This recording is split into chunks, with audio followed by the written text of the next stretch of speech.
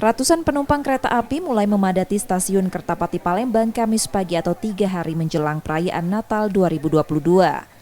KAI Divre 3 mencatat telah menjual 24.000 tiket atau 56% dari total 42.700 tiket kereta api jarak jauh yang disediakan. KAI telah menetapkan angkutan Natal dan Tahun Baru atau Nataru mulai 22 Desember 2022 hingga 8 Januari 2023. 3 kereta api jarak jauh beroperasi, yakni kereta api Bukit Serelo, relasi Kertapati Lubuk Linggau, kereta api Raja Basa, relasi Kertapati Tanjung Karang, dan kereta api komersial Sindang Marga, relasi Kertapati Lubuk Linggau. Untuk persiapan personil, KAI Divre 3 menyiapkan ratusan petugas pemeriksa jalur, penjaga pintu perlintasan, dan daerah rawan.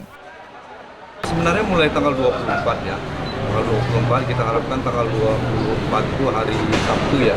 Hari Sabtu ini mulai ada peningkatan terus sampai dengan nanti tanggal 4 lah, tanggal 4 di Januari ya. Kita perkirakan itu mulai meningkat. Sekarang kita ini sudah terjual sekitar 50% dari 42.000 tempat duduk yang kita siapkan. Jadi kita sudah terjual sekitar 22.000. Kereta api masih jadi moda transportasi pilihan masyarakat di masa libur Natal dan Tahun Baru karena dinilai murah dan nyaman. Ke Lubuk Linggau.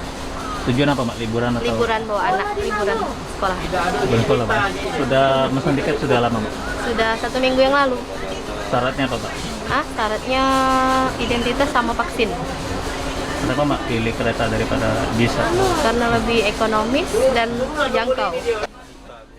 Sementara syarat perjalanan baru untuk moda kereta api jarak jauh, penumpang usia 18 tahun ke atas wajib telah melakukan vaksin ketiga atau booster.